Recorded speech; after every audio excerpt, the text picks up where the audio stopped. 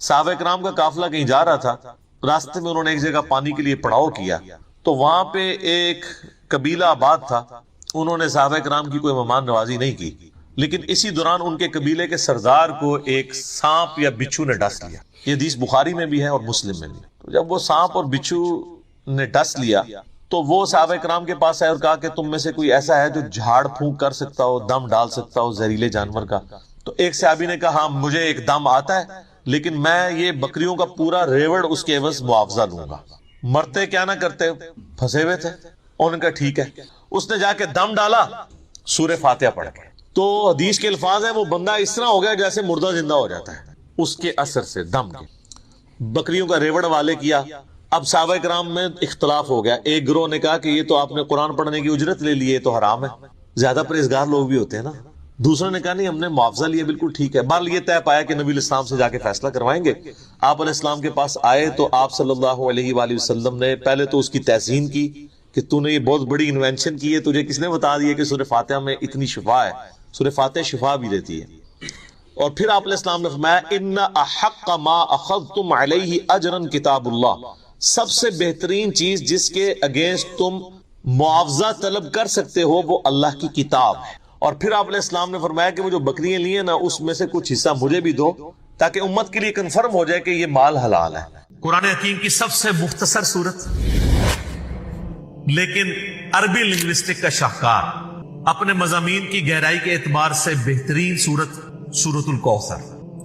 صحیح مسلم میں حدیث ہے، نبی علیہ السلام کو ایک دفعہ صحابہ کہتے ہیں ہم میں بیٹھے ہوئے تھے، آپ کو ہلکی سی غنودگی طاری ہوئی اور آپ اٹھے تو مسکرا رہے تھے۔ صحابہ نے پوچھا یا رسول اللہ کیوں مسکرائے؟ تو آپ صلی اللہ علیہ وآلہ وسلم نے فرمایا کہ مجھے اللہ تعالیٰ نے حوض کوثر عطا فرمایا ہے، یہ جنت کا ایک دریا ہے اور جس کے گرد برتنوں کی جو تعداد ہے وہ آسمان کے ستاروں کے برابر ہے، اور قیامت والے دن میں اپنے امتیوں کو اس میں سے جام پلاؤں گا۔ اور پھر آپ علیہ السلام نے اسی حالت میں فرمایا بسم اللہ الرحمن الرحیم انا اعطیناک الکوثر فصل لربک وانحر ان شانئک هو الابتر۔ وہ آپ کی صورت اس وقت نازل ہوئی۔ بخاری مسلم میں ڈیٹیلڈ احادیث ہیں حوض کوثر کے بارے میں، پورے چیپٹرز ہیں۔ مشکات کی تیسری جلد میں حوض کوثر کا پورا آپ کو شفاعت کا ایک چیپٹر ملے گا، اس میں حوض کوثر کا بیان کہ نبی علیہ السلام فرمایا یہ حوض کوثر اللہ نے مجھے عطا فرمائی ہے، جو ایسا مشروب ہے کہ جو ایک دفعہ پیے گا وہ دوبارہ پیاسا نہیں ہوگا۔ جنت میں لوگ مشروب پیئیں گے پیاس کی وجہ سے نہیں، لذت لینے کی۔ پیاس تو حوض کوثر کے بعد ختم ہو جائے گی، لیکن اسی حدیث میں موجود ہے کہ میرے حوض کوثر پہ ایسے لوگ بھی آئیں گے جنہیں میں پہچانتا ہوں گا، اور میں انہیں جب مشروب پلانے لگوں گا مجھے بتایا جائے گا کہ انہوں نے آپ کے بعد آپ کے دین کو بدل دیا تھا اور دین میں بدعتیں جاری کر دی تھی۔ آپ فرمائیں گے سحقا سحقا لمن غیر بعدی، سحقا سحقا لمن بدل بعد، دور کر دو، پھٹکار ہو ان پہ جنہوں نے میرے بعد میرے دین کو بدل دیا۔ یہ حدیث بخاری مسلم کی جب عبداللہ ابن ابی ملیکہ تابعی بیان کیا کرتے تھے تو وہ کہا کرتے تھے اے اللہ ہم تیرے حضور دعا کرتے ہیں کہ تیری نبی کی وفات کے بعد ان کے دین سے الٹے قدم نہ پھیریں، آمین۔ احمد بریلوی صاحب نے ترجمہ کیا ہے ایاک نعبد و ایاک نستعین کا، پتہ کیا اتنا پیارا ترجمہ، اے اللہ ہم تیری ہی عبادت کریں، تجھی سے مدد چاہیں۔ ایک جملے میں اعلیٰ حضرت نے کیا ترجمہ کیا؟ اے اللہ تیری ہی عبادت کریں، یعنی آج کریں تو تیری کریں، کل کریں تو تیری کریں، اور تیسری چیز کیا ایڈ کر دی؟ دعا بنا دیا ہے۔ اور سورہ فاتحہ ہے ہی دعا ہے، لیکن اب کتنا افسوس ہے، وہی اعلیٰ حضرت ان سے پوچھا گیا مصیبت اور پریشانی میں آپ کیا کرتے ہیں؟ کہتے ہیں میں نے تو جب بھی پکارا یا غوث ہی کہا۔ ہائے ہائے ہائے، ترجمے یہ قرآن اس کہانی کرائی ہے سانو۔ پھر آپ نے قرآن کے ترجمے میں تو یہ لکھا کہ تیری ہی عبادت کریں، تجھی سے مدد چاہیں، اب یا غوث العظم دستگیر کہاں سے آپ لے آئے؟ آپ تو اپنے ترجمے کے مطابق نہیں چل رہے، اور یہی وجہ ہے کتنے ہمارے اسٹوڈنٹس آپ لائف سٹوری میں دیکھیں 90% بریلوی ہیں، اپنا ہی ترجمہ پڑھتے ہیں، ریورٹ ہو جاتے ہیں۔ اور ہجرت مدینہ کے بعد کے اگلے 13 سال کے اندر رومن اور پرشین امپائر بھی گر چکی تھی آلموسٹ، الحمدللہ۔ تو یہ بینچ مارک تھا۔ 125 بندے مسلمان ہیں ہجرت مدینہ کے وقت۔ 2 ہجری میں غزوہ بدر ہوتی ہے، 3 ہجری میں غزوہ احد ہوتی ہے، 5 ہجری میں غزوہ خندق، 6 ہجری کے اندر صلح حدیبیہ، 7 ہجری میں غزوہ خیبر، 8 ہجری میں فتح مکہ، اور 8 ہجری میں ہی غزوہ حنین، مشرکین عرب کے خلاف آخری جنگ ہوتی ہے۔ 9 ہجری کے اندر غزوہ تبوک رومن امپائر سے ٹکرانے کے لیے نبی علیہ السلام خود تشریف لے گئے 30,000 جانثار صحابہ کے ساتھ رضی اللہ عنہم اجمعین، لیکن رومن امپائر کا جو ہیڈ تھا کیسر روم، وہ دہشت کھا کے بھاگ گیا۔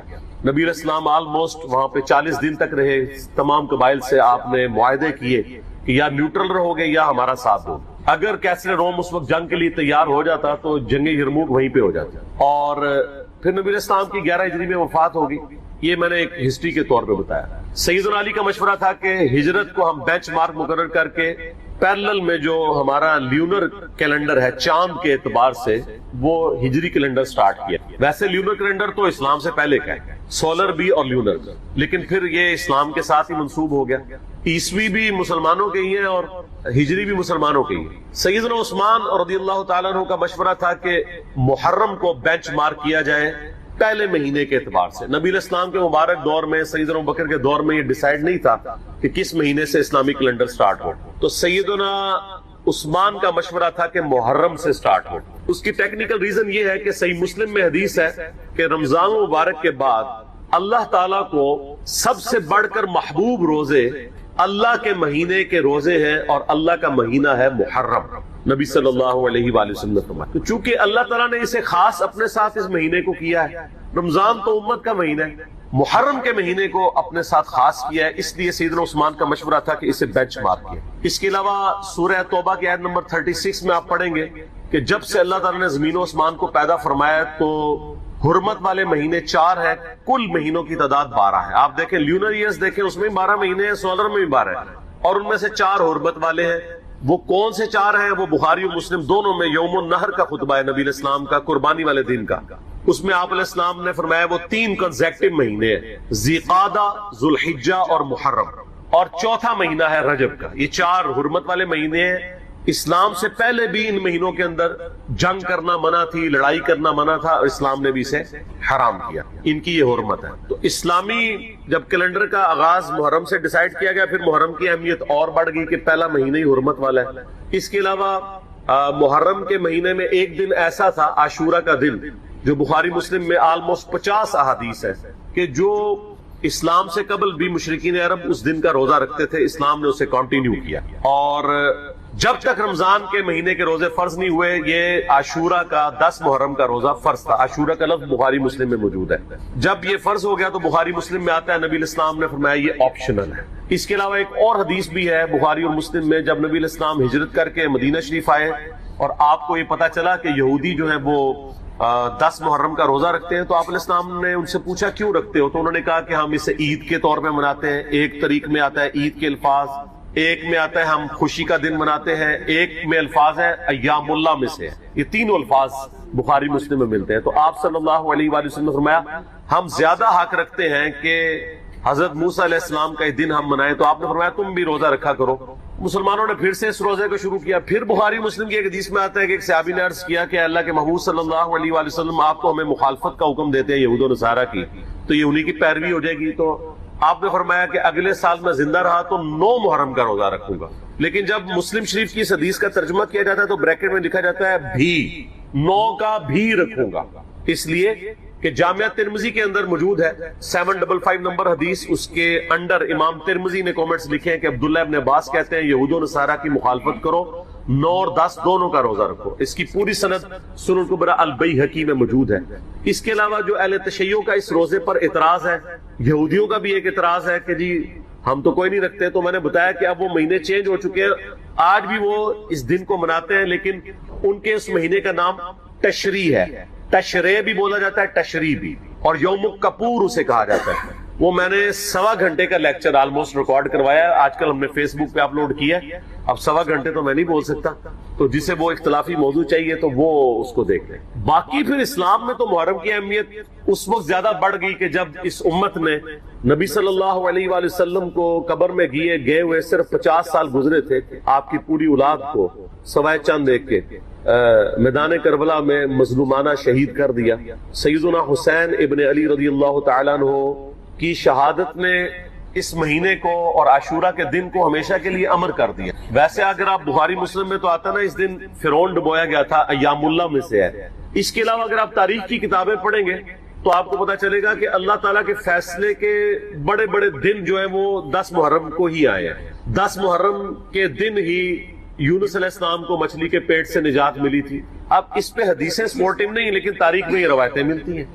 10 محرم کے دن ہی اللہ تعالیٰ نے سیدنا آدم علیہ السلام اور سیدہ حوا کی ملاقات کروا دی تھی. اس کے علاوہ کئی اور واقعات آپ کو ملتے ہیں, اس ڈیٹیل میں جانے کے لیے ضرورت نہیں ہے.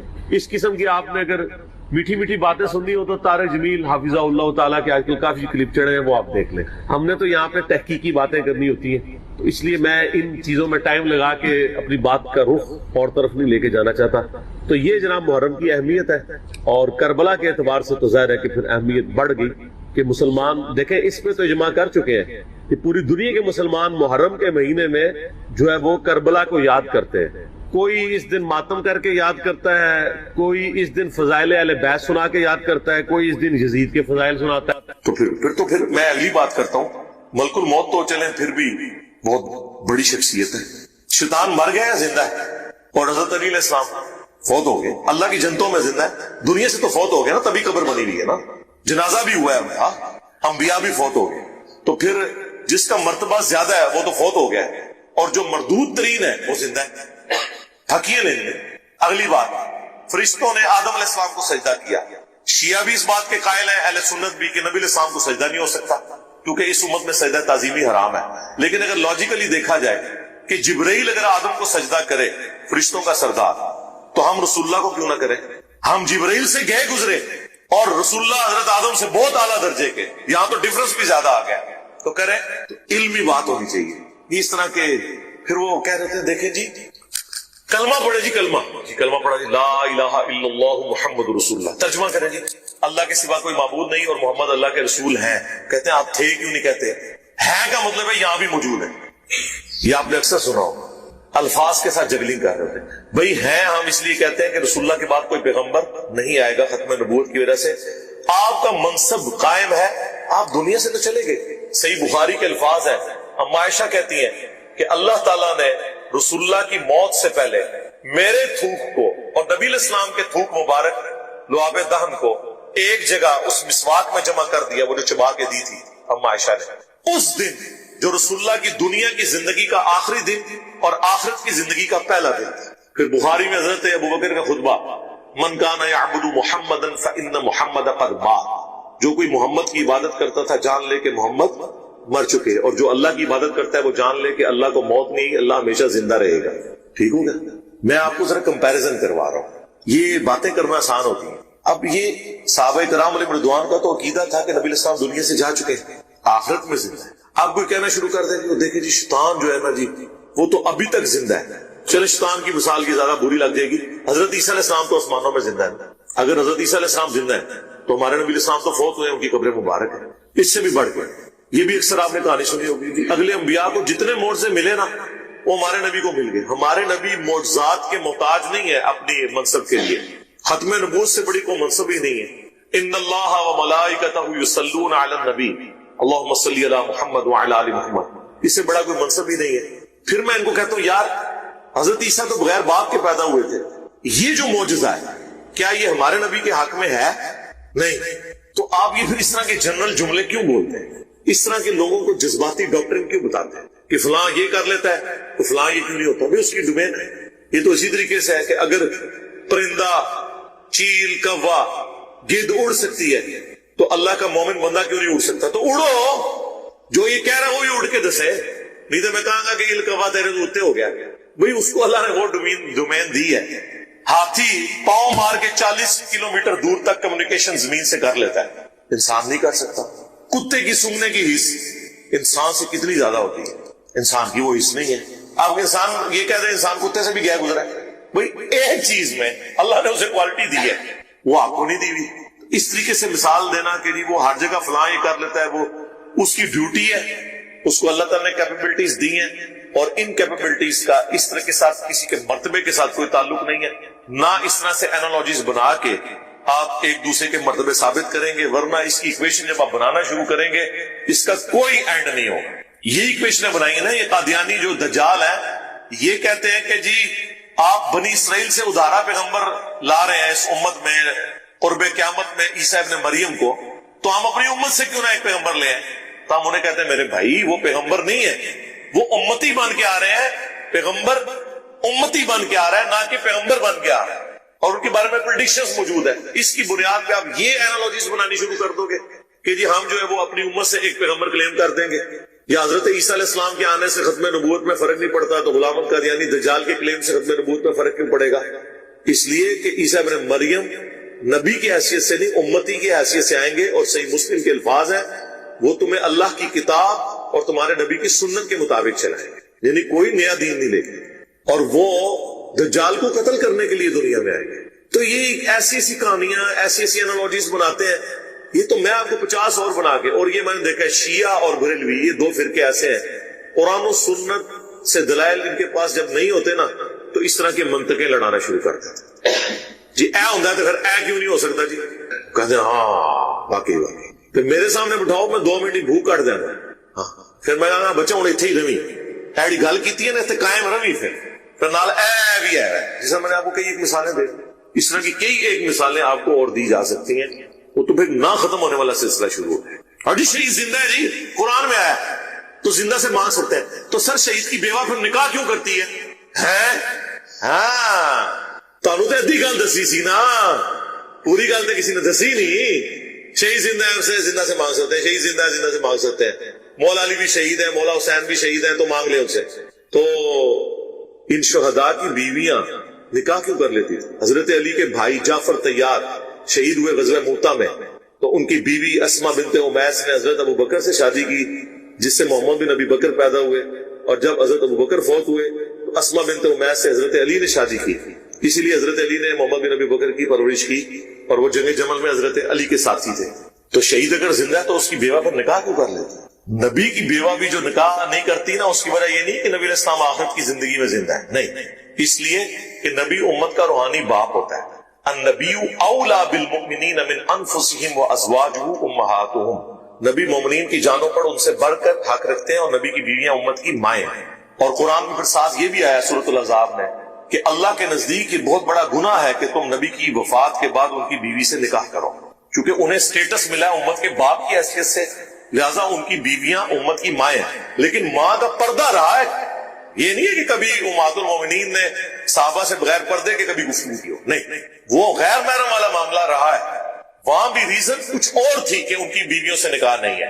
یہ ریزن نہیں کہ نبی علیہ السلام قبر مبارک میں آخرت کی زندگی کے ساتھ زندہ ہے, ورنہ تو شہید بھی زندہ ہے. اس طرح کی جب آپ مثالیں دیتے ہیں تو سر پھر ہم آپ کے سامنے اتنی مثالیں رکھیں گے کہ آپ کو پھر سمجھ نہیں آئے گی کہ ہمارے ساتھ ہوا کیا ہے. کسی پڑھے لکھے ہمارے محدثین منصف مزاج تھے, انہوں نے کوئی چیز امت سے نہیں چھپائی. اگر انہوں نے معاملات کو ڈائلیوٹ کرنا ہوتا نا, تو یہ جو انڈیا پاکستان کے اندر یہ نئی بدعت 30-40 سال سے جو شروع ہوئی ہے کہ یکم محرم کو حضرت عمر کی شہادت کا دن ڈکلیئر کر دیا ہے, تو ہمارے محدثین یہ کام کر کے جاتے ہیں. انہوں نے تو کوئی ایسی حرکت نہیں. آپ اہل سنت کی مین 3 کتابیں ہیں صحابہ کرام کے حالات کے اوپر, ان سے بڑی کوئی اور کتابیں نہیں. نمبر 1 الاستیعاب, امام ابن عبد البر, المتوفا 463 ہجری. نمبر 2 ہے اسود الغابہ, امام ابن اسیر رحمہ اللہ تعالی, المتوفا 630 ہجری. 8000 صحابہ کے حالات زندگی اس میں جمع کیے انہوں نے, اور اسی کی شرح لکھی ہے ابن حجر اسقلانی, المتوفا 852 ہجری. اس شرح کا نام ہے الاصابہ, اسود الغابہ کی شرح ہے, اور یہ ساری اردو میں آ چکی ہوئی ہیں. 8000 صحابہ کا انسائکلوپیڈیا. اس میں آپ سیدنا عمر کے چیپٹر میں جائیں اور جا کے دیکھ لیں کہ سیدنا عمر کی شہادت کب ہوئی ہے, 26 ذوالحجہ کو ہوئی. ایون آپ گوگل میں سرچ کریں, گوگل میں ویکیپیڈیا نے جو پیج بنایا ہوا ہے جو سنیوں نے بنایا ہے, اس میں بھی 26 ذوالحجہ لکھا ہوئی ہے. 26 ذوالحجہ 23 ہجری. یہ کہتے ہیں یکم محرم 24 ہجری بنتا ہے. یہ صرف 10 محرم کو نیچا کرنے کے لیے انڈیا پاکستان میں جو خوارج ہیں انہوں نے یہ کام شروع کیا, اور آپ دیکھیں انہوں نے پیرلل میں یکم محرم کے جلوس نکالنے شروع کر دیے. آپ مجھے بتائیں اگر جلوس ہی نکالنا ہے تو 12 ربیع الاول کے جلوس کی زیادہ اہمیت ہونی چاہیے یہ یکم محرم کے 12 ربیع الاول کے, تو نبی علیہ السلام کا دن ہے. اس کو تو وہی خوارج پارٹی جو ہے وہ کہتی ہے بدعت, اور شیعہ کے بغض کے اندر آ کر یکم محرم کو انہوں نے سنت کے طور پہ جاری کر دیا. میں تو ہے ہی جلسے جلوسوں کے خلاف ہوں. میں کہتا ہوں کنٹرول انوائرمنٹ میں صرف پروگرام ہونے چاہیے. یہ سڑکیں بلاک کر کے لوگوں کو ذلیل کرنا اور مسافروں کو, مریضوں کو تنگ کرنا, اسلام میں اس کی کوئی گنجائش نہیں, قطعاً کوئی گنجائش نہیں. کسی قسم کا جلسہ جلوس نہیں کہ جس سے روڈز بلاک ہوں, لوگ تنگ ہوں. تو اہل سنت کے ائمہ نے یعنی یہ حرکت نہیں کی ہے. ایون ایک روایت تھی اس میں ابن اثیر نے نقل کی تھی اسد الغابہ میں کہ سیدنا عمر کو جب ہم دفنا کر فارغ ہوئے تو یکم محرم کا چاند اس رات کو نکلا تھا. وہ بھی یکم محرم نہیں بنتی, لیکن اس کے ساتھ ابن اثیر نے لکھا یہ روایت صحیح نہیں ہے. صحیح روایت یہ ہے کہ 26 کو ہوئی اور یکم محرم سے پہلے حضرت عثمان کی بیعت ہو چکی تھی. حضرت عثمان غنی رضی اللہ تعالیٰ عنہ خلیفہ راشد 23 ہجری میں ہی چنے جا چکے تھے, اور وہ آپ کو پتا 3 دن کے بعد چنے گئے تھے, 3 دن مشاورت ہوئی تھی. تو 26 ذوالحجہ والی بات بالکل ٹھیک ہے, آپ گوگل میں بھی جا کے سرچ کر لیں. تو یہ میرا تیسرا جواب تھا کہ اگر یہ 2 نمبری ہم نے کرنی ہوتی تو ہم مانتے. ہم تو ڈنکے کی چوٹ پہ کہہ رہے ہیں کہ یکم محرم سیدنا عمر فاروق رضی اللہ تعالیٰ عنہ علیہ السلام کا یوم شہادت نہیں ہے. جو بات صحیح ہے وہ ہم مانتے ہیں. باقی 10 محرم پہ تو اجماع امت ہے کہ سیدنا حسین کی شہادت ہوئی کربلا کے اندر 61 ہجری. عمر کے بارے میں ایک سوال آپ سے کریں نا جی, یہ تو خیر تمام ہی مکاتب فکر اپنے موقف میں یہ بات کر دیتے ہیں کہ جی اللہ پوچھے گا. یہ اب قیامت والے دن کیا یزید معاویہ رضی اللہ عنہ کے بارے میں کیا ہمارے سے پوچھا جائے گا؟ اچھا ہم ان سے پوچھتے ہیں, یہ ہم سے جو پوچھ رہے ہیں آپ سے پوچھا جائے گا کہ نہیں پوچھا جائے گا؟ انہوں پوچھو تو پوچھا جائے گا جو تسی یزید حق پہ کتاباں لکھ رہے ہو. یہ ڈاکٹر ذاکر نائک سے یہ پوچھا جانا تھا کہ وہ یزید کے حق میں بیان دیتے. یہ فتنہ ماڈرن دور میں اس فتنے کا بانی کون ہے؟ 2009 میں ڈاکٹر ذاکر نائک. اس سے پہلے کوئی میرا کلپ ریکارڈڈ ہے؟ ہم جواب دے رہے ہیں, آپ ہمارے سروں پہ جوتیاں مارتے ہیں اور ہم پہ ہمارے رونے پہ بندی لگاتے ہیں. پنگا لیندے ہو تسی یہ پنجابی کے اندر ہے, اسی تو جواب دے رہے ہیں. ہم تو جواب دینے والے ہیں نا. مسئلہ تو ان لوگوں نے اٹھایا. ان سے پوچھو کہ آپ سے یہ پوچھا جائے گا کہ یہ یزید کے بارے میں اور فلاں کے بارے میں. اچھا آپ سے یہ پوچھا جائے گا رفع دین کے بارے میں, سارے بابوں جن میں آپ جھگڑتے ہیں. ہم کہتے ہیں ہاں جی پوچھا جائے گا, چلو ہم سے پوچھا جائے گا. یہ سوال قیامت والے دن ہوگا آپ سے؟ بالکل ہوگا سوال, ہم سے ہوگا سوال. کیوں نہیں ہوگا سوال؟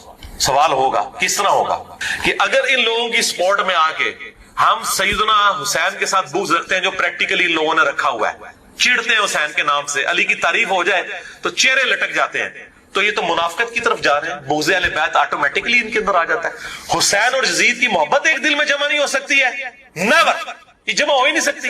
تو بغض اہل بیت اگر کسی کے دل میں آ گیا تو دوزخ میں گیا نا. آپ نے روایت سن لی نا مستدرک الحاکم کی, 2 روایتیں میں نے بیان کی ہیں مستدرک الحاکم سے, یہ 12 حدیث میں ڈالی ہے, 4717. اللہ کی قسم ہم اہل بیت سے جو بغض رکھے گا اللہ اسے ضرور دوزخ میں داخل کرے گا. اور دوسری روایت بڑی خطرناک ہے, 4712, شیخ البانی نے بھی نقل کی ہے سلسلہ حدیث صحیحہ میں 2488, کہ اگر کوئی شخص حجر اسود اور مقام ابراہیم کے درمیان نمازیں پڑھتا رہے اور روزانہ روزہ رکھے تب بھی وہ دوزخ. بھائی میری نمازاں سٹیک تے لگ جانی ہیں اہل بیت دے بغض دی, تسی کہنا پوچھا نہیں جائے گا؟ بالکل پوچھا جائے گا. کیوں نہیں پوچھا جائے گا؟ بالکل پوچھا جائے گا. اور یہ جو تعویلات کرتے ہیں نا آپ خود دیکھیں. ہاں ہمیں پوچھا جائے گا کہ آپ نے حق کا ساتھ کیوں نہیں دیا, میرے حسین کے خلاف لوگ کھڑے ہو رہے تھے, تم نے حسین کا دفاع کیوں نہیں کیا؟ عربی میں پڑھیں گے تو حضیر رضی اللہ تعالیٰ عنہ علیہ السلام وہ ایک رات سورۃ الکہف کی تلاوت کر رہے تھے اور اسی دوران انہوں نے آبزرو کیا کہ ان کا گھوڑا بدکنا شروع ہو گیا. جب انہوں نے نگاہ اٹھا کر دیکھا تو ایک بہت بڑا سایبان, بہت بڑا بادل وہ بالکل ان کے قریب آ چکا تھا, جس کی وجہ سے وہ گھوڑا بدک رہا تھا اور قریب تھا کہ وہ ان کے بچے کو نقصان پہنچاتا جو پاس موجود تھا. پھر انہوں نے تلاوت روک دی. صبح کے وقت رسول اللہ سے ذکر کیا صلی اللہ علیہ وآلہ وسلم, تو آپ صلی اللہ علیہ وآلہ وسلم نے فرمایا کہ یہ اللہ تعالیٰ کی طرف سے سکینت تھی جو نازل ہو رہی تھی. ایک روایت میں یہ آیا بخاری مسلم کی, اور دوسری روایت میں آیا کہ وہ فرشتے تھے جو کہ تمہاری تلاوت سننے کے لیے آئے تھے, سورۃ الکہف کی تلاوت. اچھا اس سے یہ بھی پتا چلا کہ صحابہ اکرام علیہم رضوان کو یہ نہیں پتا چلا کہ یہ فرشتے ہیں جو تلاوت سننے آئے ہیں. تو حضور باب تشائی کوئی نہیں جو یہ دعوے کرتے ہیں ہمیں حضرت خضر مل گئے, ہمیں حضرت جبرائیل مل گئے, اور پتہ نہیں کیا کیا باتیں کرتے ہیں, سب کچھ جھوٹ کے اوپر مبنی ہے.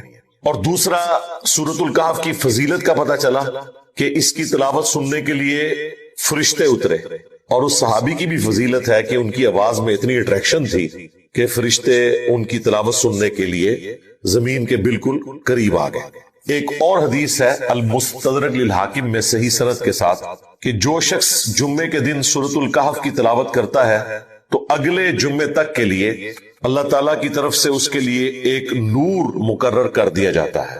یعنی स्पेशली वो अल्लाह ताला की प्रोटेक्शन में, उसकी रहमत की प्रोटेक्शन में आ जाता है जो सूरतुल कहफ जुम्मे के दिन तिलावत करता है। इसीलिए जुम्मे के दिन के जो अज़कार है, यानी कि दुरूद शरीफ पढ़ना, ये भी एक नफली जिक्र है। इसी तरीके से फजर की पहली रकत में सूरह अलिफ लाम मीम अस-सजदा पढ़ना और दूसरी में सूरह अद-दहर पढ़ना, बुखारी मुस्लिम में आया। दुरूद शरीफ का जिक्र सुनन नबी दाऊद में आया। इसी तरीके से बुखारी मुस्लिम में आया कि जुम्मे के जो 2 फर्ज हैं उनकी पहली रकत में सूरतुल आला, दूसरे में सूरतुल गाशिया। ये सारे सुन्नत अमाल है। वैसे तो कोई भी सूरत पढ़े नमाज तो हो जाएगी, लेकिन ये सुन्नत अमाल है, उन्हीं में ये वाला वजीफा भी शामिल है। फिर स्पेसिफिकली एक हदीस सही मुस्लिम में सूरतुल कहफ की पहली 10 आयात से मुतल्लिक है कि जो पहली 10 आयात हिफ्ज कर लेगा, जुबानी याद कर लेगा, तो वो दज्जाल के फितने से महफूज हो जाएगा। जामिया तिर्मिज़ी में एक हदीस है, उसमें पहली 3 आयात का जिक्र है और उसमें जिक्र है जो रोजाना उसकी तिलावत करेगा, लेकिन वो रवायत शाज है। ये हदीस जो है इसकी सेहत बिल्कुल ठीक है और इसमें पहली 10 आयात का जिक्र है हिफ्ज करने का। तो ज़ाहिर हिफ्ज उसी को होगी जो पढ़ेगा भी, तो कम से कम रोजाना एक दफा ये 10 आयात पढ़ लेनी चाहिए। मुस्लिम शरीफ की एक और हदीस में आखिरी 10 आयात का भी जिक्र मौजूद है, लेकिन ये पहली 10 आयात वाली बात जो है ये ज्यादा मजबूत है, क्योंकि सही मुस्लिम में एक और हदीस है जो दज्जाल से मुतल्लिक एक तफसीली हदीस है। उसमें अल्लाह के महबूब सल्लल्लाहु अलैहि वसल्लम ने फरमाया कि जो कोई भी दज्जाल को पाए अपने जमाने में और खुदा न खास्ता उसका आमना सामना हो जाए, तो वो सूरह अल कहफ की पहली 10 आयात की तिलावत शुरू कर दे, तो अल्लाह ताला उसे उस फितने से बचा लेगा। क़िरात के अल्फाज है, इसकी क़िरात करनी है। लिहाजा बाज लोगों की जानिब से सूरतुल कहफ को इस हवाले से पेश करना कि जी इसके मज़ामीन की गहराई जब तक आपको पता नहीं चलेगी आप दज्जाल के फितने से महफूज नहीं होंगे, और वो गहराई भी फिर जब बयान करनी शुरू करते हैं इतने गहरे चले जाते हैं कि उतना गहरा मवाद ना कुरान में मौजूद होता है, ना सुन्नत में मौजूद होता है, ना उसको सपोर्टिव कोई चीज मौजूद होती है। ऐसे ऐसे अजीबो गरीब रिजल्ट उसमें से निकालना शुरू कर देते हैं। बस वो मुस्लिम शरीफ की हदीस उन्होंने ले ली कि जी पहली 10 आयात फितने से बचने के लिए है, उसके बाद उन्होंने फिर वो चाबी ऐसी इस्तेमाल की कि जो दिल किया उन्होंने ताला खोलना शुरू कर दिया, अगरचे वो कुरान और सुन्नत में मौजूद है या नहीं है। भाई सिंपल सी बात है कि मुस्लिम शरीफ ही की दूसरी हदीस में आया कि जो दज्जाल को अपने सामने पाए तो इन 10 आयात की तिलावत करे, अल्लाह ताला फितने से बचा लेगा। ये वजीफे के तौर पर है। जिस तरह आखिरी 3 सूरतों की तिलावत आपको जिन्नात से बचा लेती है, आयतुल कुर्सी की तिलावत आपको जिन्नात के फितने से महफूज करती है, सूरतुल बकरा की आखिरी 2 आयात की तिलावत आपको जिन्नात के फितनों से महफूज करती है। ये सारी हदीसें बुखारी मुस्लिम अबू दाऊद तिर्मिज़ी में मौजूद है। सुबह शाम के अज़कार में भी मैंने डाली हुई है। इसी तरीके से ये भी एक वजीफा है तिलावत करने के पॉइंट ऑफ व्यू से। इसका मतलब किसी को पता है या नहीं पता, और इसके साथ जुड़ी हुई बाकी चीजें उसको पता है या नहीं पता, जो भी इसकी तिलावत करेगा अल्लाह ताला उसे दज्जाल के फितने से बचा लेगा इंशाअल्लाह ताला। बाकी दज्जाल के हवाले से मैंने तफसीलन मुख्तलिफ मवाक़े के ऊपर गुफ्तगू की हुई है। जब से ये कन्फ्लिक्ट हमास का और इसराइल का शुरू हुआ, दज्जाल का फितना लिखे, इमाम मोहम्मद महदी अलैहिस्सलाम लिखे, हयात मसीह और नज़ूल मसीह लिखे, तो मेरी कई एक वीडियोस खुल जाएंगी, उनमें मैंने फितने दज्जाल को तफसील से जिक्र किया है। इससे मुतल्लिका जितनी अहादीस है बुखारी मुस्लिम में, और ईसा इब्न मरियम के जरिए इस फितने का खात्मा क़ुर्ब क़यामत में, वो सारी की सारी अहादीस कवर की है। बल्कि सूरह बनी इसराइल के स्टार्ट में मैंने जब बनी इसराइल को डिस्कस किया था और उनके 2 उरूज और 2 ज़वाल का जिक्र किया था, और उसी कॉन्टेक्स्ट में जो आखिरी खिलाफत अला मिनहाज नबुव्वह आनी है इमाम मोहम्मद महदी अलैहिस्सलाम के जरिए, उसे डिस्कस करते हुए मैंने काफी सारी चीजें उसमें बयान कर दी थी। आज उसकी तफसील में जाने की जरूरत नहीं है। इन शॉर्ट ये है कि दज्जाल एक पर्सनैलिटी का नाम है जो काना होगा। सही मुस्लिम में आया कि तुम्हारा रब काना नहीं है लेकिन दज्जाल काना होगा, और तुम अपने रब से मुलाकात नहीं कर सकते जब तक कि तुम मर ना जाओ, यानी मरने से पहले कोई अपने रब को नहीं देख सकता। اس کے لیے مرنا شرط ہے. لہذا جو بھی انسانی شکل میں آئے اور وہ دعویٰ کرے رب ہونے کا تو وہ دجال ہے, اور اس کی نشانی یہ ہے کہ وہ کانا ہے, یہ عیب ہے یعنی وہ آنکھیں تو اس کی دو ہیں لیکن ایک آنکھ جو ہے وہ ایک ابھرا ہوا ڈھیلا ہوگا, اس میں سے وہ دیکھ نہیں سکے گا, بدصورت ہوگا. بخاری مسلم میں آیا کہ دجال کی نشانی یہ ہے کہ اس کے ماتھے پر کافر لکھا ہوگا, لیکن ایبریویشن کے اندر کاف فا را, کافر ڈائریکٹ نہیں لکھا ہوگا, حروف کی فارم میں لکھا ہوگا. یہ بھی ایک امتحان ہے تاکہ جو بزرگ بابوں کے ماننے والے ہیں وہ کاف سے کشف پڑھ لیں, فا سے فیض پڑھ لیں اور را سے روحانیت پڑھ لیں, اور جو قرآن و سنت کے ماننے والے ہیں وہ احادیث کی بنیاد پہ سمجھ لیں کہ یہ جو اتنے بڑے بڑے کرتب کر رہا ہے تو یہ کوئی غوث وقت نہیں ہے, یہ دجال ہے. وہ لوگوں کو پریشان کر دے گا, بڑے بڑے لوگوں کا ایمان متزلزل کر دے گا. اس کے حکم سے صحیح مسلم میں آتا ہے کہ آسمان سے بارش نازل ہوگی, زمین سبزہ اگائے گی. بھائی غریب آدمی کو کیا چاہیے, اس کی زمین سبزہ اگا دے, وہ خدا مان لیں گے. یعنی جو بابوں کی سٹوریوں سے متاثر لوگ ہیں, کرامت کو ہم بھی مانتے ہیں, معجزے کو ہم بھی مانتے ہیں, لیکن جو ثابت ہو, زبانی کلامی نہیں, وہ متاثر ہو جائیں گے. اور بخاری مسلم میں آیا کہ ایک مومن کھڑا ہوگا اور وہ کہے گا تو دجال ہے. وہ کہے گا میں اتنے کام کر رہا ہوں, میں سبزہ اگا رہا ہوں, میں بارش برسا رہا ہوں, مجھے رب کیوں نہیں مان لیتے. وہ کہے گا کہ مجھے میرے نبی کی حدیث پہنچی ہے کہ تو دجال ہے. یہ مخلوق کہاں پائی جاتی ہے جو یہ کہتی ہے کہ نبی کی حدیث یہ ہے, تو جو مرضی کر کے دکھا دے. وہ لوگ جو کتاب و سنت کے ماننے والے ہیں, وہ کہے گا کہ میں تیرے 2 ٹکڑے کروں گا اور قتل کر کے دوبارہ زندہ کروں گا. وہ قتل کر دے گا. بخاری مسلم کے الفاظ ہیں, اس کی لاش کے 2 ٹکڑے کر کے اس کے درمیان چلے گا, پھر وہ جوڑ کے زندہ کر لے گا اور کہے گا اب تو مان لے میں نے مردوں کو زندہ کر دیا, میں بھی عبد القادر جیلانی کا بڑا بھائی ہوں آج کے دور میں. وہ بھی کہانی, یہ سچی بات ہے لیکن یہ آزمائش ہو. مسیح الدجال کیوں کہا گیا؟ دجل کہتے ہیں عربی زبان میں دھوکہ دینے کو, بہروپیہ. دجال بہروپیہ جو اصل میں نہیں ہے, اصل مسیح نہیں ہے, جعلی مسیح, مسیح الدجال. اور اصل مسیح کون ہے؟ یسوع مسیح, عیسیٰ ابن مریم. وہ سچے مسیح ہیں, یہ جھوٹا مسیح ہوگا. سچے مسیح نے بھی مردے زندہ کیے, قرآن میں آیا. جھوٹا مسیح بھی مردہ زندہ کرے گا, بخاری مسلم میں آیا. لیکن اس کی خبر دے دی گئی کہ یہ نشانیاں, اس کے بعد کوئی اندھا بھی ہو وہ بھی پہچان لے گا کہ یہ وہی دجال ہے. لیکن کئی لوگ اس کے ساتھ اٹیچ ہو جائیں گے.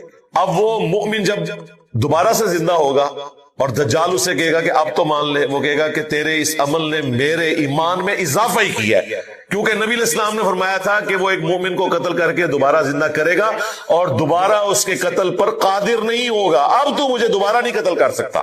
اور واقعی وہ اس کے قتل پہ قادر نہیں ہوگا. پھر وہ اسے اٹھا کر اپنی دوزخ میں پھینک دے گا. اور نبی علیہ السلام نے کہا کہ وہ اصل میں جنت ہوگی, وہ بندہ سیدھا جنت میں لینڈ کرے گا, اور جو اس کے ساتھ جنت ہوگی وہ اصل میں جہنم ہوگی. پھر نبی علیہ السلام نے کہا کہ یہ اس زمانے کا سب سے بہترین شہید ہوگا, سید الشہداء. کلمہ حق بلند کیا ہے نا, المستدرک للحاکم میں حدیث ہے سید الشہداء حمزہ ابن عبد المطلب ہے, یا پھر وہ شخص بھی سید الشہداء ہے جو جابر حکمران کے سامنے کلمہ حق بلند کرے یہاں تک کہ اسے قتل کر دیا جائے. اسی حدیث کی وجہ سے ہم امام حسین علیہ السلام کو بھی سید الشہداء کہتے ہیں. انہوں نے بھی جابر حکمران کے سامنے کلمہ حق بلند کیا تھا. تو یہ دجال سے متعلق احادیث ہے. پھر مسلم شریف میں بڑی تفصیلی حدیث ہے کہ مقام میں لد کے اوپر عیسیٰ ابن مریم اسے قتل کریں گے نیزہ مار کر. وہ عیسیٰ ابن مریم کی وجہ سے بھاگے گا, کیونکہ عیسیٰ ابن مریم کی سانس کی وجہ سے اس کا جسم نمک کی طرح پگھلے گا. نمک کے اوپر ذرا سا بھی پانی ڈلے نا تو وہ پگھلنا شروع کر دیتا ہے, جس طرح گرمائش میں برف پگھلتی ہے. اب یہ سب کچھ روحانی طور پر ہو رہا ہے معاملہ, یہ ذہن میں رکھیے گا, کیونکہ دجال اتنا بڑا فتنہ ہے کہ اسے دنیا کی کوئی تلوار کوئی بم قتل نہیں کر سکتا.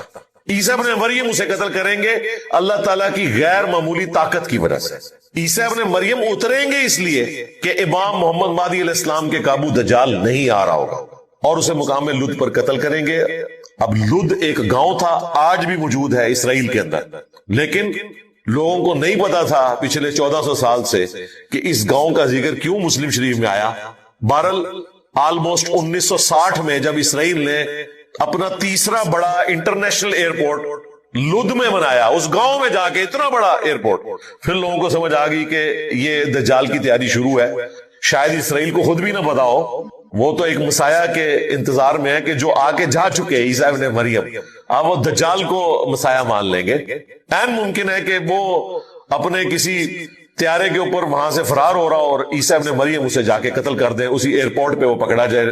बेचारा तो नहीं करना चाहिए, वो मरूस दज्जाल जो है वो अपने हवाई जहाज में भी सवार ना हो सके और ईसा इब्न मरियम उसे कत्ल कर दे। बुखारी मुस्लिम में हदीस है, ये जब आखिरी जंग होगी तो अगर किसी पत्थर के पीछे भी कोई यहूदी छुपा हुआ ना, तो पत्थर भी बोलेगा कि मेरे पीछे यहूदी है, इसे कत्ल कर दे। सवाए एक झाड़ी के, बहुत बड़ी वो झाड़ी है, ऑलमोस्ट दरख्त नुमा है, गरकद। नबी इस्लाम ने कहा कि वो यहूदियों का दरख्त है, वो पनाह देगा। वो इतनी बड़ी झाड़ी है उस इलाके में, और अभी तो बहुत ज्यादा उन्होंने काश्त की है। उनको तो खैर नहीं पता कि वो इस वजह से कर रहे हैं, बहरहाल वो इस वजह से कर रहे हैं कि वहां पर वही झाड़ी उग सकती है, लेकिन जाहिर है कि हर चीज भी रिलेट होती चली जाती है। तो नबी इस्लाम ने कहा कि वो दरख्त उनको पनाह देगा, बाकी कोई दरख्त, कोई पत्थर पनाह नहीं देगा। पत्थर में से भी आवाज आएगी, ए मुस्लिम, मेरे पीछे यहूदी है, इसे कत्ल करता है। ए बरेलवी देवबंदी अहले हदीस शिया नहीं, ए मुस्लिम। और ये मैदाने जंग की बात है, ये नहीं है कि आम हालत में भी मुसलमानों ने यहूदियों को कत्ल करना है या यहूदियों ने मुसलमानों को कत्ल करना है। इसके अलावा भी कई अहादीस है, मिशकात की तीसरी जिल्द में आप वो सारी एक जगह पढ़ सकते हैं। मुस्लिम शरीफ में भी ऑलमोस्ट एंड पे जाके दज्जाल से मुतल्लिक ऑलमोस्ट 50 के करीब अहादीस हैं, वो आपको एक जगह कुर्बे क़यामत की अलामतों में मिल जाएंगी। तो इससे मुतल्लिक आपको सारी चीजें पता चल जाएंगी। इन शॉर्ट ये है, इसके लिए कोई मुश्किल वीडियोस, मुश्किल लेक्चर्स सुनने की जरूरत नहीं है। बस सूरतुल काफ की पहली 10 आयात याद करें, रोजाना तिलावत करें, उनका तर्जुमा भी पढ़े, वो समझें, वो एक बेहतरीन चीज है। लेकिन उस फितने से बचने के लिए आपने ये 10 आयात तिलावत करनी है। वैसे तो फितने के अगेंस्ट अल्लाह की पनाह मांगनी चाहिए कि फितना सामने आए ही ना, लेकिन खुदा ना खास्ता अगर ऐसा मामला हो तो सूरतुल काफ की पहली 10 आयात हर मुसलमान को याद होनी चाहिए। कोई मुश्किल काम नहीं, रोजाना आप ये 10 आयात की तिलावत शुरू कर दे, एक हफ्ते के अंदर आपको याद हो जाएगी, कोई मुश्किल काम नहीं है। और फिर रोजाना एक दफा पढ़ते रहे ताकि आपको याद रहे, एक वजीफे के तौर पर भी। और फिर कुरान के हर हरफ के ऊपर एक नेकी भी है। जामिया तिरमिज़ी में हदीस है कि मैं नहीं कहता कि अलिफ लाम मीम ये एक हरफ है, बल्कि ये 3 हरफ है। अलिफ अलग से है, लाम अलग से और मीम अलग से, तीनों पे 10-10 नेकियां हैं, 30 नेकियां। और अलिफ लाम मीम ये तो वो हरूफ है जिनका माना भी नहीं बताया गया, तब भी इसके ऊपर नेकी है। तो इसको तिलावत करना ये एक अलग से सवाब का काम है। और दज्जाल से बचने के लिए पहली 10 आयात का हिफ्ज होना यह हर मुसलमान के लिए जरूरी है, वो जरूर हिफ्ज करे। सूरतुल काफ का जो मरकजी टॉपिक है वो दुनिया परस्ती की मुजम्मत है, इसीलिए इसे दज्जाल के साथ लोग रिलेट करते हैं। एक तो मुस्लिम शरीफ की हदीस की वजह से कि पहली 10 आयात दज्जाल से बचने के लिए, दूसरी रीजन ये है कि सूरतुल काफ का मरकजी टॉपिक ये है कि दुनिया की जिंदगी आरजी है, दुनिया की जिंदगी की जो आराइश है ये आपको धोखे में मुब्तला करेगी, लेकिन इसकी वजह से आपने धोखे में नहीं आना, आखिरत ओरिएंटेड रहना है। ये एक दजल है, एक फ्रेब है, इसीलिए दज्जाल के साथ रिलेटेड है। सूरतुल काफ का मरकजी टॉपिक दुनिया के फितने की मुजम्मत है, लेकिन अफसोस बहुत कम मुसलमान हैं जो सूरतुल काफ के इस टॉपिक को जानते हैं। दज्जाल की बात तो करते हैं, लेकिन ये दज्जाली फितने की बात हो रही है। दज्जाल एक पर्सनैलिटी भी है, लेकिन एक सिस्टम भी है जो उस पर्सनैलिटी को वेलकम कहेगा, और वो सिस्टम ऐसा है जिसने इंसानियत के लिए बहुत कुछ किया। इस वक्त हमारे इस हॉल के अंदर कोई एक चीज भी ऐसी नहीं है जो किसी बुजुर्ग की, किसी मौलवी की बनाई हुई हो। ये सारी उसी सिस्टम की आउटपुट है जिसका पॉजिटिव यूज बिल्कुल दुरुस्त है। आंखें अल्लाह की नेमत है, पॉजिटिव यूज बहुत अच्छा है, नेगेटिव करेंगे बहुत बुरा है। हाथ अल्लाह की नेमत है, पॉजिटिव यूज करें बहुत अच्छी बात है, इससे नेगेटिव यूज करें तो जहन्नम में जाने का सबब है। जुबान कितनी बड़ी अल्लाह की नेमत है, पूरी दुनिया में अंबिया जो इनकलाब लेकर आए इसी जुबान की बरकत से लेकर आए, लेकिन इसका नेगेटिव यूज करें इससे बड़ा फितना कोई नहीं है। इसी तरीके से साइंस जिसने इंसानियत के लिए इस जिस्म की आसाइश फराहम की है, बहुत बड़ी नेमत है। अगर अंबिया इकराम अलैहिस्सलाम ने रूह की आसाइश के लिए इंसानियत को तालीमात दी हैं, तो जिस्म की आसाइश साइंटिस्ट ने हमें दी है। इस हॉल में आपको ये एक चीज बताएं, वीडियो कैमरा हो, ये कॉलर माइक हो, हमारे कपड़े हो, हमारी घड़ी हो, ये लाइटिंग हो, ये कालीन हो, एयर कंडीशन हो, कोई एक चीज बताएं। इवन ये जो कुरान प्रिंट हुए हुए बुखारी मुस्लिम, सब साइंस की बरकत है। तो साइंस अल्लाह ताला की तरफ से बहुत बड़ी नेमत है, इसका पॉजिटिव यूज। अब साइंस ने तो अपने करिश्मे लोगों को दिखा दिए, और अंबिया ने जो अपने मानने वालों से वादे किए हैं वो आखिरत में पूरे होने हैं। इन्नल्लज़ीना यख्शौना रब्बहुम बिलग़ैब लहुम मग़फ़िरतुन व अज्रुन कबीर। बेशक जो बगैर देखे अपने रब से डरते हैं उनके लिए मग़फ़िरत और बड़ा अजर है। साइंस ने सब कुछ यही करके दिखा दिया आपको। साइंस अगर आपको ये कहती है ना, यहां बैठे हुए 10,000 किलोमीटर दूर जो बंदा बैठा है मैं आपके सामने उसे ले आऊंगा, तो साइंस करके दिखा देती है वीडियो कॉन्फ्रेंसिंग के जरिए। वो सफर जो सब कॉन्टिनेंट इंडिया पाकिस्तान से 4 महीने में तय होता था, हज का सफर, पैदल सफर करते हुए, साइंस ने उसको 4 घंटे पर लाकर दिखा दिया, और इतना आरामदेह कि आपको थकावट भी नहीं होगी, और ना सफर में लुटने का अंदेशा। यह आसाइश हमारे सामने। फिर वहां भी आप मक्के मदीने में चले जाएं तो हर आसाइश आपको साइंस ने दी हुई है। अभी वो हाजी जिंदा है जिन लोगों ने नए जोड़े अलग से रखे होते थे तवाफ़े काबा करने के लिए, पांव जल जाते थे।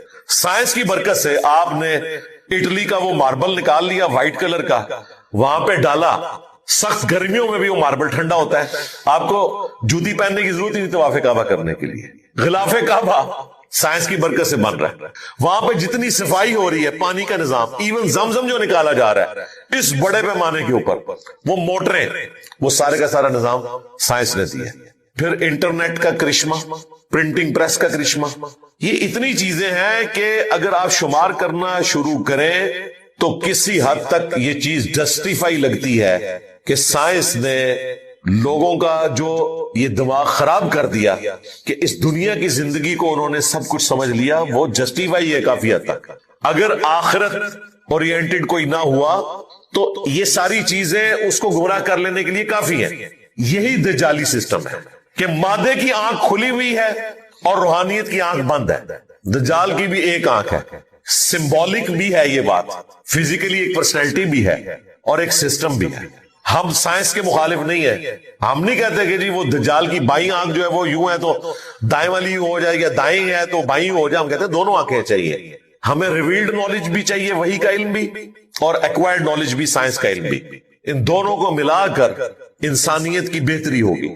रूह की ग़िज़ा अंबिया प्रोवाइड करते हैं और जिस्म की ग़िज़ा आसाइश हमें साइंस प्रोवाइड कर रही है। अगर वो जर्मन साइंटिस्ट अमोनिया ना एक्सट्रैक्ट करता और हमें खाद ना मिलती तो आज दुनिया भूख से ही मर जाती। 8 से 100 साल पहले दुनिया की आबादी ऑलमोस्ट 1 अरब थी, आज 8 अरब हो चुकी है। अगर जमीन वही कुछ पैदा कर रही होती तो ये 7 अरब लोग तो भूखे मर जाते। आज मशीनें ना होती तो इंसान नंगे पांव फिरते, कितने मोची आप लेकर आते जो आपकी जूतियां बनाते। तो ये साइंस ने सब कुछ करके दिखाया आपको, इसलिए फिर लोग इसी के अंदर गुम हो जाते हैं और इसी को सब कुछ समझ लेते हैं। ये दुनिया का फितना है जिसमें आप मुब्तला हो रहे हैं। दुनिया हमारी जरूरत है लेकिन अपने ऊपर सवार नहीं करनी। इसको आप मिसाल से समझे, किश्ती ने पानी पे ही चलना है, पानी उसकी जरूरत है लेकिन पानी किश्ती के अंदर नहीं आना चाहिए। साइंस हमारी जरूरत है, दुनिया की आसाइशें हमारी जरूरत है, लेकिन इसको हम अपने ऊपर इतना सवार ना करें कि हमारी किश्ती डूब जाए और आखिरत भी बर्बाद हो जाए। तो इसको बैलेंस करके चले। जो मौलवी बिल्कुल दुनिया की मजम्मत के ऊपर बात करते हैं, उनके रहन सहन में कोई भी दुनिया की ऐसी आसाइश नहीं है जो उन्होंने खुद छोड़ी हुई हो, तो वो तकरीर करते हुए तो अच्छे नहीं लगते ना। मैं अगर ये बातें कर रहा हूं तो मैं अच्छा लगता हूं कि मैंने सबसिस्टेंस लेवल के ऊपर चीजें हासिल की हैं दुनिया से, लेकिन अपनी आसाइश को उस लेवल पे नहीं लेके गया कि अपनी आखिरत ही बर्बाद कर लो। तो आपको ये बातें सुनने को मिलेंगी, दज्जाली निजाम, और 24 घंटे उसका नफा हासिल कर रहे हैं। व्हाट्स ऐप की शक्ल में, स्मार्टफोन की शक्ल में, एयर फ्लाइट्स की शक्ल में, टूर्स की शक्ल में, बड़ी बड़ी गाड़ियों की शक्ल में, कौन सा फायदा जो इन लोगों ने हासिल नहीं किया? तो ये मुकम्मल तौर पर साइंस की बरकत को आप कंडेम नहीं करेंगे, ये अल्लाह ताला की तरफ से नेमतें जो अल्लाह ताला ने अता की हैं इंसानियत को। कुल्ला यौमिन हुआ फी शान, हर आने वाला दिन अल्लाह ताला की नई शान लोगों के सामने लेकर आ रहा है। आज सोलर एनर्जी ने दुनिया की कायाकल्प करती है। दुनिया परेशान थी कि 2050 तक पेट्रोल खत्म हो जाएगा जमीन से, फिर हम क्या करेंगे? आज कह रहे हैं नहीं जी 2050 नहीं, 2030 में ही खत्म कर दें, सोलर एनर्जी ज्यादा बेहतर है। पेट्रोल के यूज से तो हवा जो है वो। अम्मा आयशा सलामुल्लाह अलैहा से कोई आके पूछता है, सही मुस्लिम में हदीस है कि बताएं नबी इस्लाम की नफली नमाज कितनी थी? आपने कहा कि बेटा रसूलुल्लाह सल्लल्लाहु अलैहि वसल्लम जोहर से पहले 4 रकते मेरे हुजरे में पढ़ते और फिर जोहर की नमाज के बाद 2 रकते मेरे हुजरे में आके पढ़ते। वही सुन्नत मौक़दा जिन्हें हम कहते हैं। सुन्नत मौक़दा फुक़हा की टर्म हदीस में नहीं आई है, 4 पहले 2 बाद में। और अम्मा आयशा के अल्फाज पे गौर करें, जोहर से पहले 4। हाय तुसी कहते हो जोहर दे नाल 4 ने, झूठे हो। हदीस में लिखा है जोहर से पहले 4 और जोहर के बाद 2। मुराद ये कि अम्मा आयशा जोहर की नमाज 4 रकत ही मानती थी, सुन्नतों को जोहर का हिस्सा नहीं समझ। तभी तो कह रही है ना कि जोहर से पहले 4 और जोहर। अच्छा ये भी नहीं कहा कि जोहर दे फर्जा तू पहले 4 सुनता, नहीं, उन्होंने कहा जोहर से पहले 4 और जोहर के बाद 2। फिर फरमाया मगरिब के बाद 2, इशा के बाद 2 और फजर से पहले 2। तो ये बिल्कुल क्लियर कट हो गया। ये जो लोग आपको धोखा देते थे, मैंने उनका धोखा पकड़ लिया। बाकी 12 सुन्नतें तो वो आई हैं बुखारी मुस्लिम के अंदर। मुस्लिम शरीफ में तो बड़ी जबरदस्त हदीस है, जो फर्ज के अलावा 12 रखते पढ़ ले अल्लाह ताला जन्नत में महल देगा। 2 फजर से पहले, 4 जोर से पहले, 2 जोर के बाद 2, मगरिब के बाद 2, इशा के बाद। सुन्नत मुअक्कदा, ताकीद की गई सुन्नतें है। ये भी नफली इबादत है, वो अलग से एक चीज। अगर किसी की दिन के वक्त कोई छूट गई है, वो रात को पूरी भी कर सकता है 12 रखते। मेरी कोशिश होती है कि मैं 12 रकतों का एहतमाम करूं। इतवार वाले दिन तो नहीं हो सकता, ज़ाहिर हम कैटास्ट्रॉफिक कंडीशन में होते हैं। यहाँ पे जोर असर और मगरिब इशा बाज़ में जमा करनी पड़ती है। जब नमाजें जमा हो तो फिर आप सुन्नतें छोड़ भी सकते हैं। हाँ, वितर आप जरूर पढ़ लें, लेकिन आम दिनों में कोशिश करते हैं बाज़ रह जाए, मैं घर जाके भी अपनी सुन्नतें पूरी कर लेता हूँ। दिन के वक्त की कोई रह गई है और 12 रखते कोशिश होती है कि पूरी करके सोए। फर्ज नमाज वो है जो अल्लाह ताला ने ऑब्लिगेटरी इंसान के ऊपर दिन रात में 17 रखते फर्ज कर दिए। 2 फजर की, 4 जोर, 4 असर, 3 मगरिब, 4 इशा।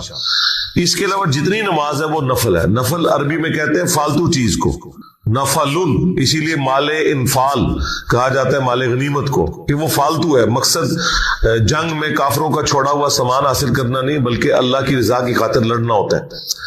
तो बाकी सारी नमाजें नफली हैं। जो नबी इस्लाम ने हमेशा नफल अदा किए हम उन्हें सुन्नत मुअक्कदा कहते हैं। जो कभी अदा किए छोड़ दिए उनको हम गैर मुअक्कदा कहते हैं। और जहां तक वितर का सवाल है वो भी सुन्नत मुअक्कदा है। बरेलवी और देवबंदी मगरिब की अजान के फौरन बाद नमाज के लिए तकबीर कह के नमाज शुरू कर देते हैं। अजान और जमात के दरमियान वक्फा नहीं देते। वक्फा होना चाहिए, लेकिन ये कोई फर्ज वाला मसला नहीं है। बुखारी मुस्लिम में मौजूद है, सहाबा किराम मगरिब की अजान के बाद 2 रकत नफिल पढ़ा करते थे। सुन्नत गैर मौक़िदा है। बास देवबंद और चंद एक बरेलवियों की मस्जिद में 2-3 मिनट का वक्फा होता है आम दिनों में, और रमजान में 10-15 मिनट का होता है। खान पीने के लिए करते हैं। मैं आपको मजे की बात बताऊं, मैं एक बरेलवियों की मस्जिद में रमजान में मगरिब की नमाज पढ़ता था, कई साल पहले की बात। तो वो तो पता है वो खाने पीने का इतना लंबा वक्फा करते हैं। मैं जल्दी से रोजा खोल के कई बार मस्जिद में खोल के तो 2 नफिल वो वाले पढ़ लेता था, जो मगरिब से पहले 2 रकते। इनसे पूछे हर नमाज से पहले 2 रकते कम से कम है। फजर से पहले 2 है, जोर से पहले तो 4 है, असर से पहले 4 है, इशा से पहले 4 है, 2 है, जितनी मर्जी पढ़े।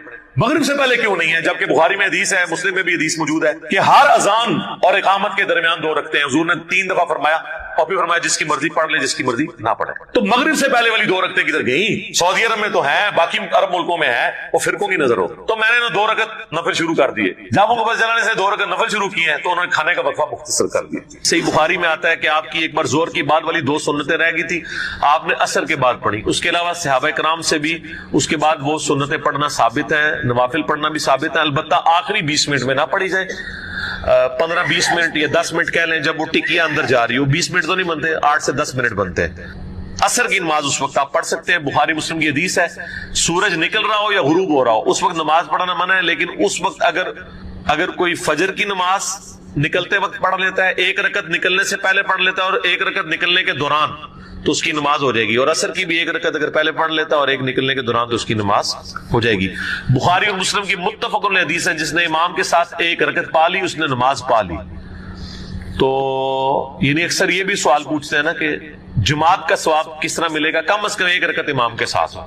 اعلیٰ درجہ تو یہ کہ چاروں ہی ساتھ ہوں، لیکن کم از کم ایک ساتھ ہوگی تو آپ کو ثواب مل جائے گا. جمعے کا ثواب بھی اسی صورت میں ملے گا. اگر آپ جمعے کے تشہد میں آ کے ملتے ہیں تو پھر آپ کا ثواب ختم ہو گیا. اسی لیے اکثر ائمہ کا موقف ہے کہ جو جمعے کے تشہد میں آ کے ملے وہ پھر سلام پھیرنے کے